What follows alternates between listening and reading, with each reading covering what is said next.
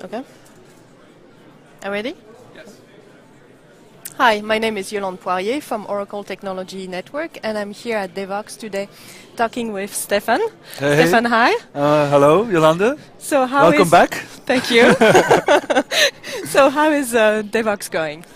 It's going very good, I think. Yeah. I mean, it's really lots of fun again. So much good energy, so many people. I mean, seriously, we have way too many people. We should never tell this venue that they don't have a fire marshal, because that's sometimes scary. But it's a good thing they don't, because they give us the professionalism of deciding what works and what doesn't, but we're really touching the soft spot of what it can handle. And that's basically really the opportunity we had this year. We had 3,400 people. We published the talks on beginning of September, and 1 month later it was sold out. So that 6 weeks before the conference. So we had another 200 people on the waiting list, and I'm sure another 200 people who didn't even try to get on the waiting list.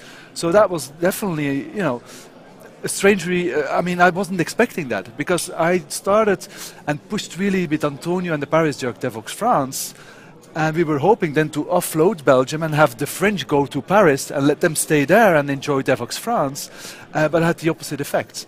The French actually start saying, there's a conference like that, and it also is in Belgium, so let's go to Paris, and let's also go to Antwerp. Right? So we didn't lose any French people, basically. We had about 160 or so French attending, and another 40 in the waiting lists. So we would have had the same number, 200 French attending this year. But because it was sold out, it just leveled out. So I had this positive problem, which I had to sort out. Okay, so how did Devoxx France go? It was crazy.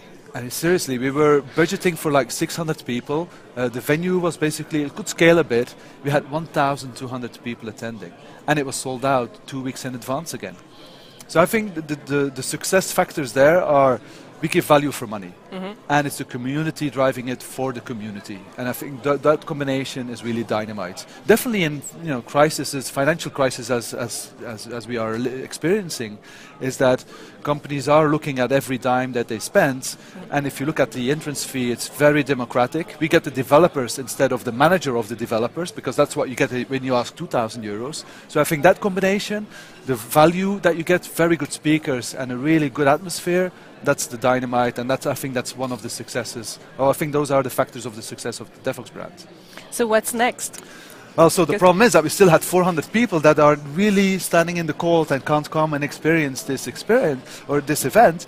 So I had to find a solution. So I looked at different options, and for me, it's really important to have it with the right people who drive it. That's very important. It have to be also developers who are, they have good communication skills. They are respected in the community, and you can make your top 10 list. And at the top 5, you will find Ben Evans there, and you will find Martijn Verburg there. And they're running, or they're involved also in the London Java User Group.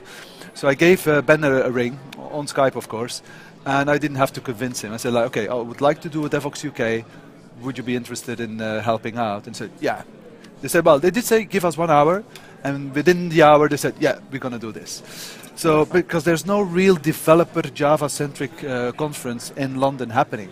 But the nice thing, and I saw that as an opportunity as well, is to do it back-to-back with France. So we have the first part of the week, we have UK, London. And then with the Eurostar, it only takes 2 hours and 35 minutes to get in Paris. We can actually leverage the American speakers and move them to Paris as well and share it. But also what was another nice opportunity again, is to actually also say, well, okay, sponsors, partners will want to be maybe at both locations. So let's actually combine that and offer them also an opportunity to actually be involved in all editions. And that's where I was really happy. I mean, you helped and many other people helped to actually move Oracle forward a bit faster than they're used to.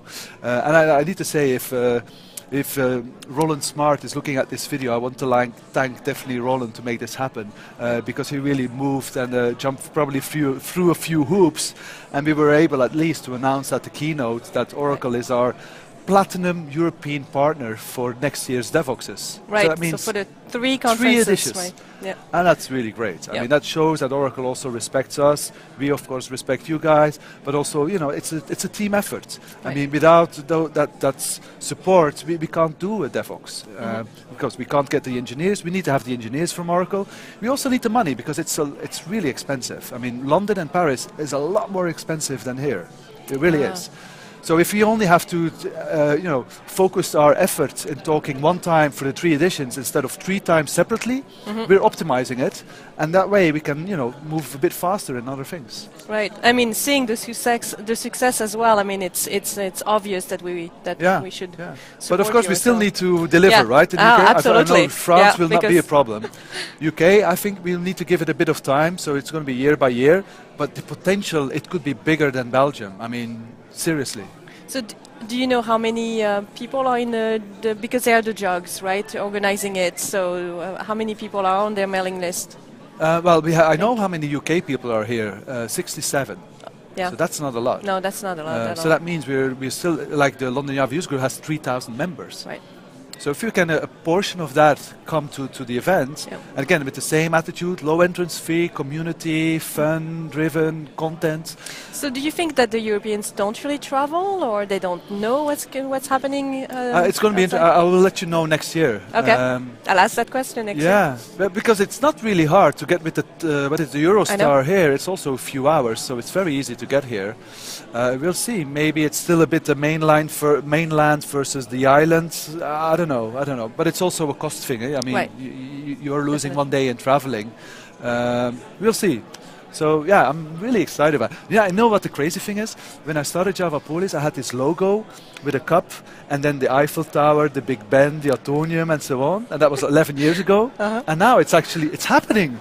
And I didn't think about that because I wanted to at least perceive to the community that it's a European, and perception becomes reality. Yeah. But it really becomes reality now, right? It's crazy. It's really fun. So you can see from my body language, and I'm really this is good. This is really good. So you're involved also with kids education. So tell us about that. I mean, it's well, there's a nice anecdote there. I mean, my boy is 11 years. No, he's 12 now, Arthur. And 6 months ago, he came to me, and he always see me programming, always hacking, and so on. He said, like, Dad, I would also like to program. So I was like looking on the web. And I could not find that much content in Flemish, in Dutch. So I started thinking, oh man, he actually can't read or get any books because there's not that many around. And I was talking with other people, with Tasha from the Brussels Java User Group and so on. And we came with the idea, okay, let's do an event. So I went back to my son and said, like, so what do you think if I would organize an event just for you? Would you like that? There's going to be Lego Mindstorms, Mars rovers, we're going to do Scratch, and we'll have robots. And he went like, oh yes, please, let's do this. I mean, because basically you need to inspire these children. Yep. You can't inspire them by showing a video on YouTube because they're doing this all day long, right? So you need to inspire them in new things. And so in our age, when I was a teenager, the Commodore 64 was like, wow, you could have games and so on. The children of this age, they need to see robots, and then you can inspire them. So we got the robots, the now dancing robots, which Tasha had. Yep. And when you put that in front of children, they were like, really like very excited. So we did a full day with that. We did one in Flemish in Ghent on a Saturday, and the other week we did one in French in Brussels, and we had about 65 children between 10 and 14. We made a really nice video. Roy van Rijn made a nice video. We showed it at the keynote, and everybody was really like touched, right? It was like, wow, yeah, this is good. This is a good feeling. I'm not religious, but if you do that type of stuff, this is my ticket to heaven, right? So that's fine. So I'm happy with that. So I'm really hoping that lots of other Java User Group leaders will pick this up. My ambition is really to, next year, that we sit here, we say, okay, we're doing one in Toronto, we're doing one in Netherlands, in France, in England, in Belgium, wherever, Norway, and those are already the 6 that are thinking of doing that. Okay. So this should just go worldwide. And I don't care if they do Devoxx for kids or whatever, just do something for kids. And then I'll quit, but what's really important, the J Duchess, so they want to mobilize women in IT, right? A great initiative, but it's already too late at that stage. I think we need to do it sooner, and that's why I was so motivated as well. It was not just for my son, of course. I see the bigger picture. if you have children between 10 and 14 and you can inspire girls at that age, that's where they decide their career. So if you can put a small seed in their head, maybe that might be the thunk, the trigger to actually go in that direction, right? Right. So we had actually, statistically, we had 25% children.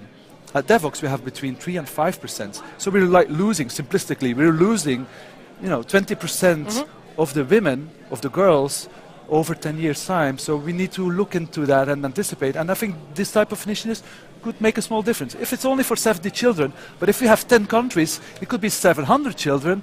And then, yeah, that's what I would like to make happen. Yeah, this is wonderful. Yeah, and you're doing the same. I mean, you're my inspiration, Bron, as well, eh? I mean, she's going, this is wonderful. But this lady here, she organizes this for Oracle, like for 300 or 400, how many? 300. 300? We did it twice, I go like, right. Yolande, thank you. So it's fun, it's good. Yeah.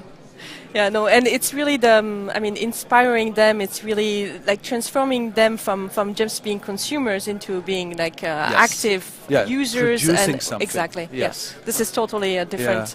Like the Scratch is really nice. They make something, you can publish it online, they can share it with their friends, and they go like, look, I've made a game, and it's like. Yeah, I created something, right? I'm a creator. Exactly. Right. Yeah. That So that's been keeping me busy over the year, and yeah, it's fun. It's fun. So any other announcement you want to go because there were so many things? I think those are really Parleys, of course, but no, don't get me going. But in a nutshell, we've completely did a Control-Alt-Delete on Parleys where we stopped using Flash, Flex, and Air. We've completely went to HTML5. We did a demo at the keynote. I'm really excited. I'm betting my money, my personal money on that. I'm doubling the team. I mean, this should go mainstream. It's been a lifestyle product up to now, and now I really want to turn it into a business and really eat my own dog food also for Devoxx. So you can upload your slides on Parleys before you actually do the talk instead of putting it on SlideShare. We will add the raw video in the evening, and then we can post-process afterwards, and that will just be such a nice e-learning platform that the community can use, and hopefully companies can use it so I can create a business out of that as well. So I'm very excited. And we have that new logo. Can you see it? Yeah. So you can press the play button here, Yolande. And last thing, you have, so the theme, talk about the theme that you have this year. Oh, yeah. So there's some interesting parts. There's different theories you can actually afterwards think about. So this year it was We Code in Peace. But it turned out differently. We go to a marketing company and we say like, okay, there's going to be robots involved this year. Raspberry Pis was really hot this year as well. Right. We're using the NFC tags where you can scan. The server, this is talking to Arduino. Arduino is doing an HTTP request, and the server, the Node.js server, is running on Raspberry Pi. So we have full microcontrollers talking to each other. It's like 35 euros for a server. So that should scare Oracle because my server is running on a 35 euro hardware. So we told the marketing company, we have all these devices, robotics, come with a theme which fits a bit that idea. So we had this Star Wars theme, where we changed the planets, so we had more like a community planets. And then we already had also London, Paris, and Belgium in the picture on the Earth, and had that combined. And so that was for the look and feel of the website. And then we asked to create something for the T-shirt. And we asked designers, it's like, that's a website where you can reach out to community. And so we had the Android robot and JUG inside of it doing a peace sign saying, instead of we come in peace, or we come in peace, we say we code in peace. And that, of course, was a small wink towards, I think, the lawsuit between Oracle and Google is that, hey, come on.